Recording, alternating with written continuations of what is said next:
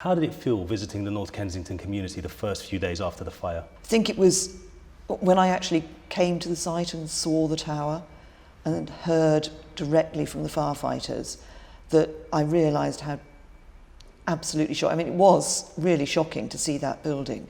And I began to hear more of the stories, more of the explanation of the absolute horror that people had gone through, and started to understand more the depth of the tragedy.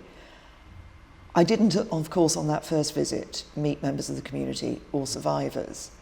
And I'm sorry for not having met them then. I regret that, because I think people perhaps felt that they wanted those of us in power to know that we had understood and recognised what had happened, and perhaps felt that not meeting them immediately meant that I didn't care, and that was never the case.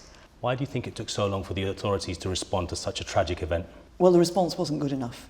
That's absolutely clear from the beginning, and that's what, as government, we've been trying to ensure that the response improved, which I think it did over time, but I don't know why it took so long. I think that one of the messages that came to me from local residents when I talked to them was that actually, when we looked at the response from the council in the immediate aftermath of the tragedy, that this wasn't the first time that they felt the council hadn't responded to their needs, that over the years they'd felt that they'd been talking to the council about things like the safety of the tower and just not getting any response.